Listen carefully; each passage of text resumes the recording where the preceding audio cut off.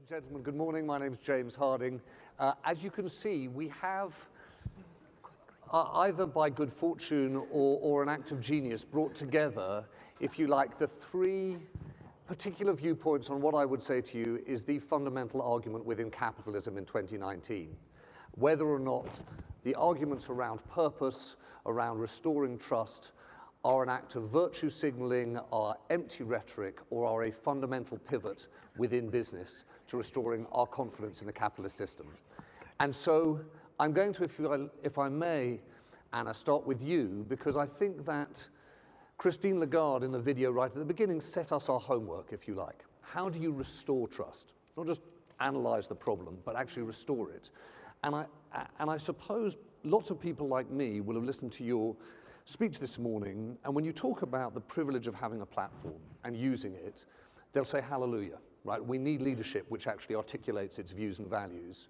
But they'll also say that someone like you who runs an organization with the kind of impact it potentially has needs to marry that purpose with a set of metrics that are really going to deliver fundamental change. And the system of capitalism, executive remuneration, asset allocation, the ways in which we audit companies are all built around delivering for shareholders. None of it's really developed for delivering for stakeholders. So practically speaking, how do you marry the talk about purpose with changing corporate operations? Well, first, might I say, it's great to be here with Mariana and Richard. I agree with a lot of what you guys have said, but not really that most of the people in this room are sterile. No, it was a joke. Okay. It was a joke. So once we have that. That's why they didn't laugh. Okay, good. So I think Richard mentioned that, but for me the most important thing is, and this is how we think about it, by the way, there's not right or wrong. Each company has to find its own way, its own purpose, its own way of articulating the purpose. But for us, and we had a big debate about this when we put it in words, it starts with our employees. So I tell people, if we want to regain trust, we have to do the right thing for our employees because they're the face of the company. And honestly, digital matters, but again, it's been said, in an economy where people feel afraid, people are insecure, they don't know if they're going to have jobs, having a face in a local branch matters. And so what we're trying is to combine digital with people. We have 100,000 colleagues, 100,000 people across the Americas and across Europe talking to customers every day. If we do the right thing for our people, I have to say, we've done a lot. We need to do a lot more. So I'm very conscious that we have more to do. So I think that's the way to regain trust. And I always say and it's popular in our countries that politicians use us and me personally to say everything that's bad about capitalism. And I tell them, when you attack me, I'm paid for that, that's fine. But remember, you're telling 200,000 people that work really hard for our customers that they're not good for nothing. And that really upsets me. And so that is why I think it starts with people. That's how you regain trust. And Anna, what about the organization of the company, of a bank, right? We essentially operate to a set of rules that were established by the Victorians when it comes to measurement of profitability, measurement of bank performance. Do you think that there's a way of matching the Business Roundtable agenda on purpose with a new set of measurements on meeting stakeholder needs? Absolutely, yes. We need, and there's some investors in the room, we're not being rewarded for creating long-term value, right? When I get asked what's the most difficult thing about my job, and of course, numbers matter, and tangible NAV matters, but value creation is more than tangible NAV, the same way that GDP is more than just growth in, the economy grows in more ways than just GDP per capita, right? And investors need to find a way of measuring, that progress, that value creation. For example, if our employees are more committed to Santander, 91% of people at Santander are proud to work for our company. How much is that worth, right? We've grown our loyal customers by, 55% or 40% over the last few years. I mean, I think those are real measures because that is what is going to allow me to be here in 5 years.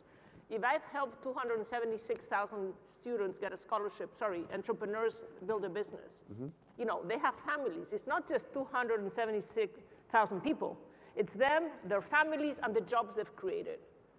That's about probably 1 million people that feel like Santander has helped them to get on in life.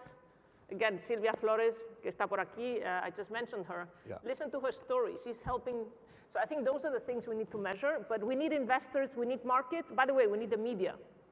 Because if every quarter on Bloomberg, every quarter I have to go out and do it better than the market, and everybody's looking at EPS every quarter, ain't gonna work. So we need your help on this. And that's my point. Every quarter they look at EPS. They don't look at what you're doing on climate change. They won't necessarily look at what you're doing on financial inclusion. Is there a way that are there measures that you look at internally in the bank Yes. that says this is meaningful for us, even if it's not yet meaningful for the market? I love it, James. So you know that's why you're trying to get me to say this. Thank Yes. you. I'm not saying it on purpose. I don't want to do too much marketing, but Yeah. we do have a quadrant where we measure and we're subject incentives ourselves to what we do for our people, for our customers, for our shareholders, of course, and our communities. And we think of it in that way. If we do the right thing for our people, customers will come to us, as I said, shareholders will get more value, and we'll be able to reinvest in our community. So we do measure that. Okay. Richard, I want to make sure that we leave time for you and Mariana to duke it out. But I have a few others, like fluff, you said. I mean, fluff. No. Financial sector is we'll fluff. mark our own homework at the end. That one I love too, thank you. Richard, can I just talk about, I suppose, I think your presentation for lots of us in the room, being frank, was deeply depressing.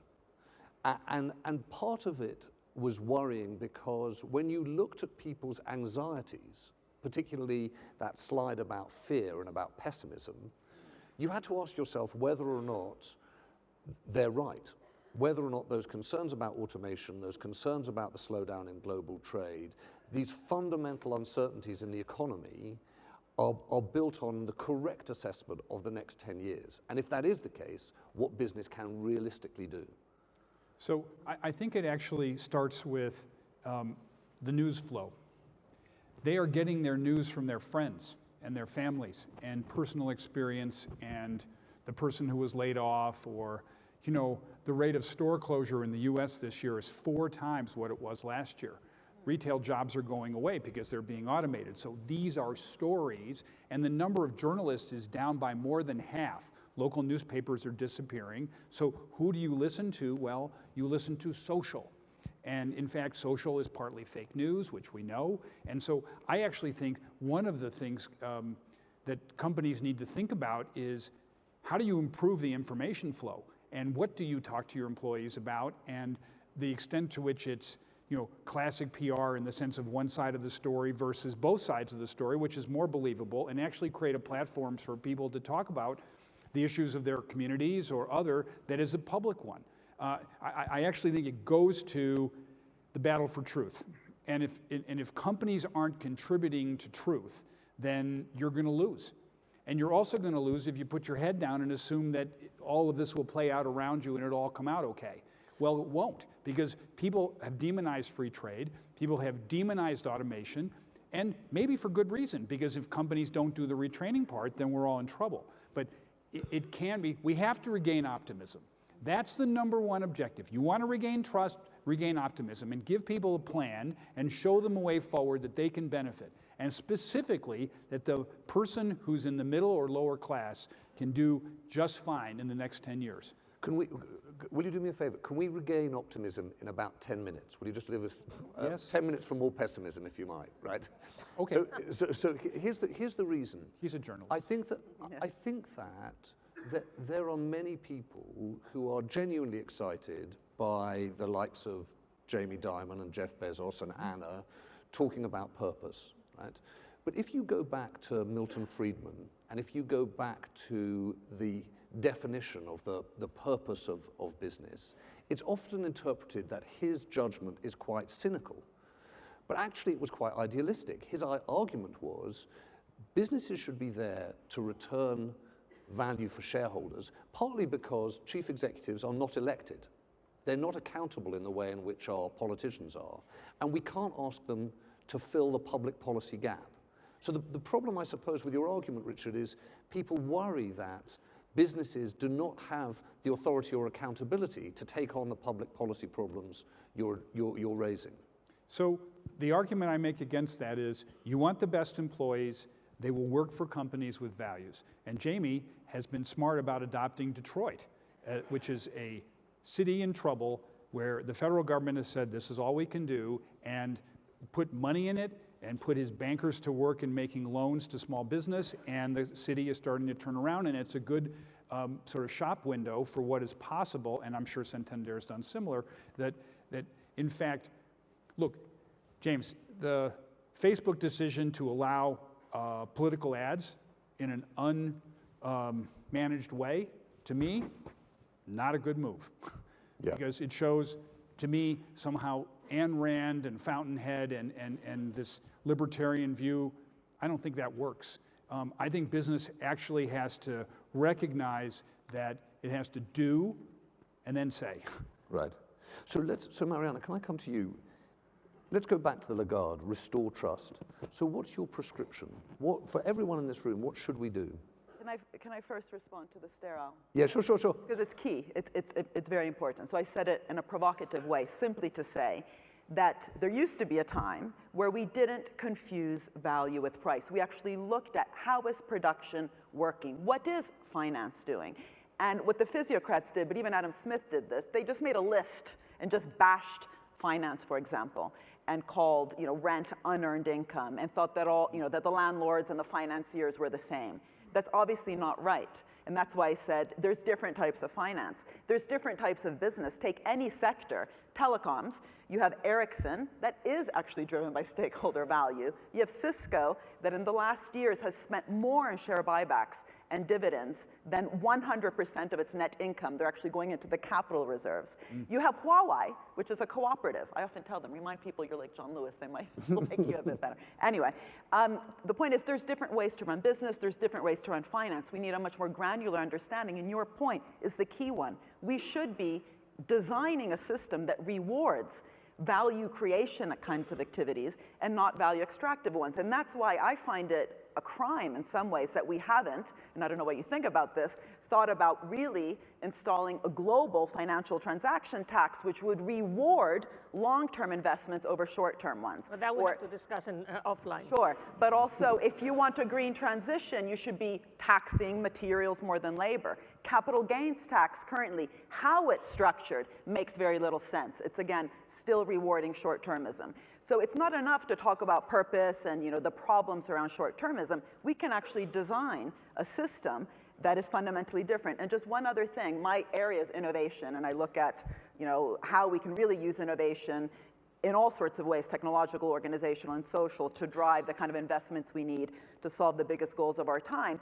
But one of the most innovative private sector companies in the history of capitalism was Bell Labs, which was a unit inside AT&T, and it did not come out because AT&T one day woke up and said, oh, we need to be more purposeful. It came out because government at the time was much more confident and said, to retain your monopoly status, which was not given to you by God, but by the state, you need to reinvest your profits back into the real economy, back into innovation, and innovation beyond telecoms. And that's where Bell Labs sort of came from. We could be doing the same things with patents, which themselves, again, are 20-year monopolies with no conditions attached for some reason. And also all these benefits that private companies get from the state for good reasons, grants, loans, procurement, they could become more conditional. So for example, in Germany recently, the steel sector lowered its material content, so its carbon footprint, not because it woke up and said, let's do the right thing, in order to have access to the loans by the KfW, a public bank. The condition was transformation towards the goal of Energiewende. How you do it, it's up to you, not top-down kind of big brother. But that's what I mean by let's get a better deal, not just a green deal, a deal of how public and private can really work together in healthier, dynamic, symbiotic, not parasitic ways. Can we talk And that's the for a solution. minute? Can we? It's a big one, and I appreciate the sort of scale of the intervention and the involvement there of government and business. But can we just talk for a bit? We've got a really interesting session coming up on data, but just for a moment about technology.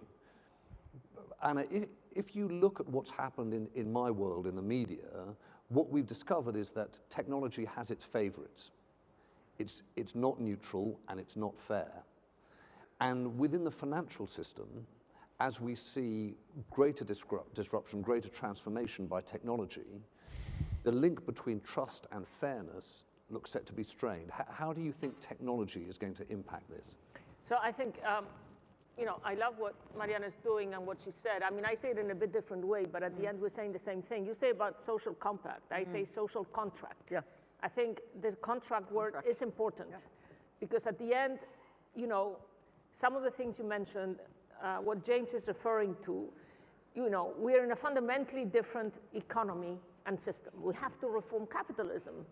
But this cannot be done just by companies doing the right thing. Yeah. And again, I don't think purpose and values are fluff. I think you have to make them work inside the company so every single of the 200,000 people at Santander understand what that means. But going beyond and to your question, I think we do need a new social contract. I think it cannot just be done by the private sector. We need thinkers like academia. We need governments. And the same way that value creation by companies, thinking sustainable and medium term, governments, I mean, I have to report every quarter.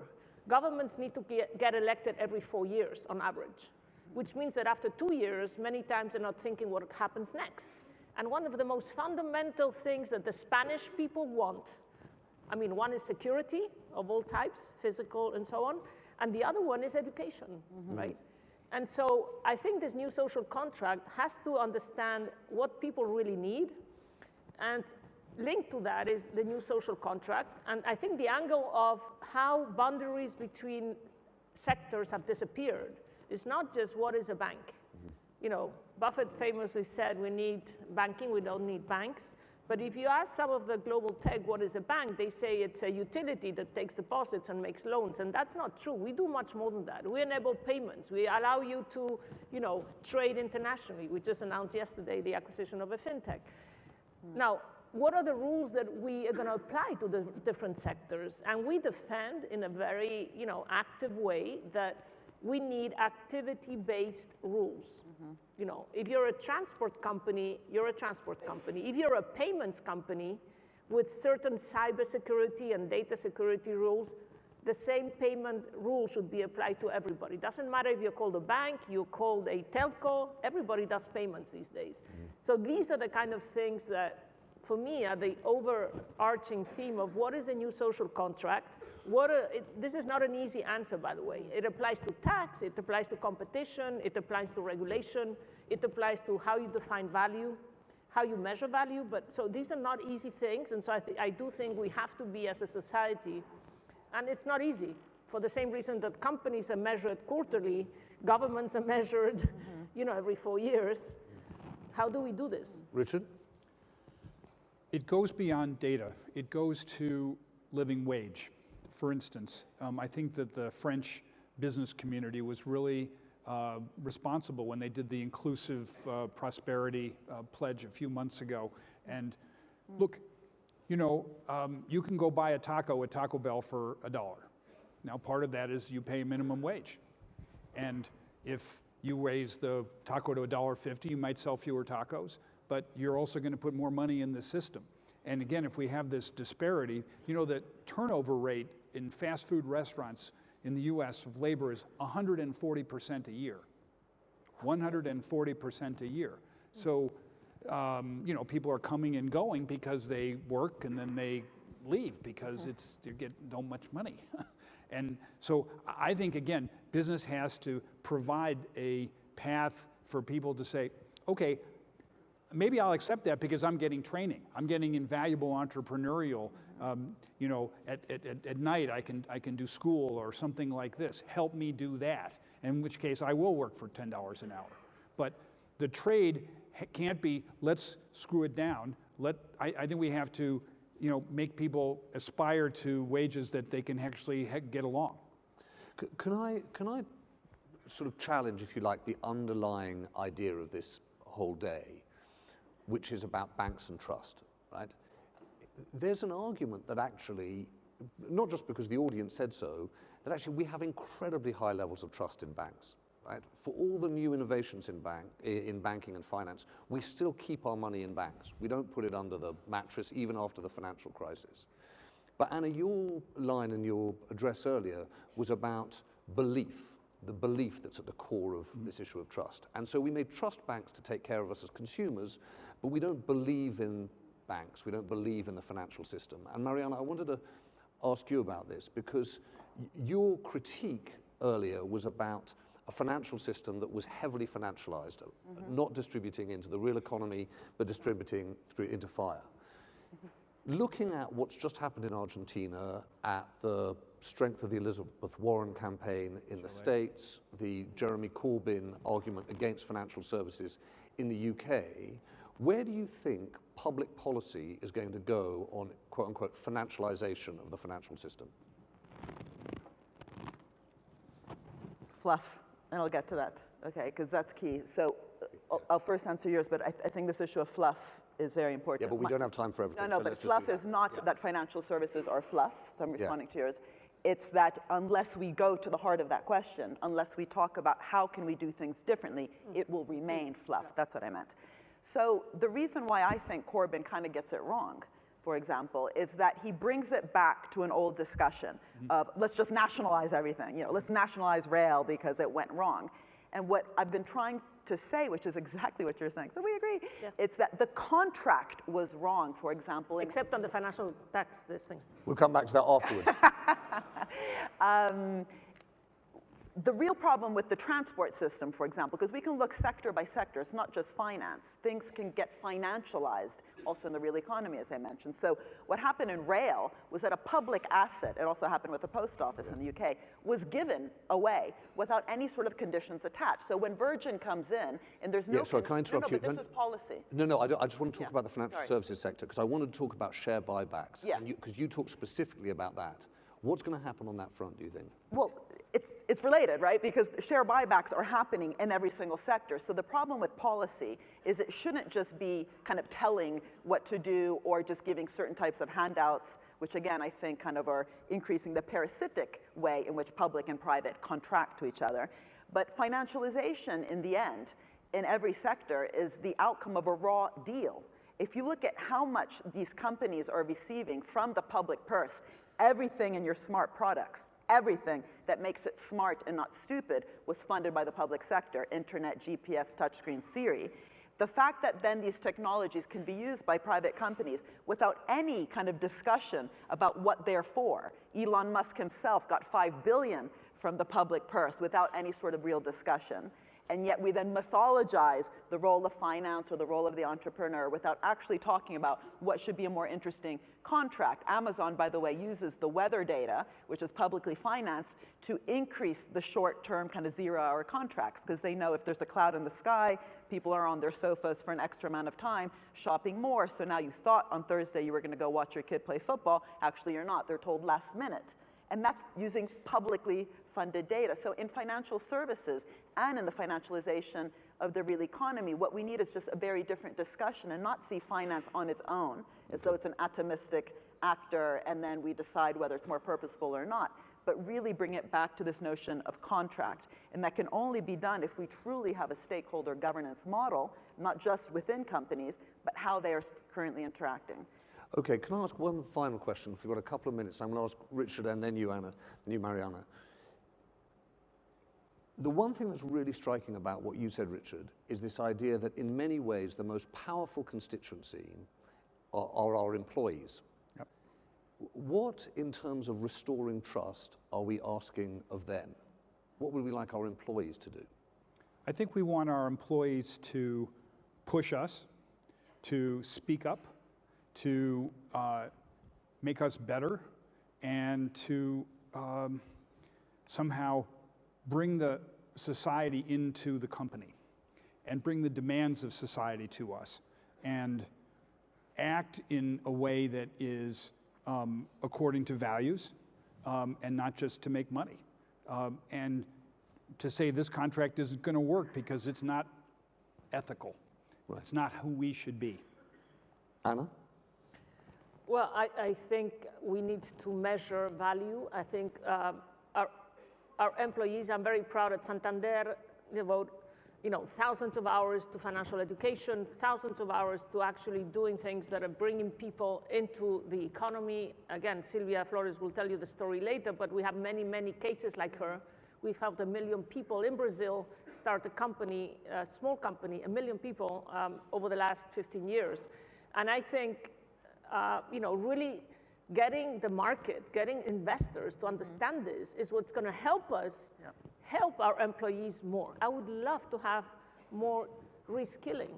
And I didn't finish my sentence before, but when I asked what's the hardest thing about my job is balancing the short term and the medium term. How much do I give on dividends? Because Mariana, we have 4 million shareholders that like the dividend. We don't do share buybacks. I don't believe in that.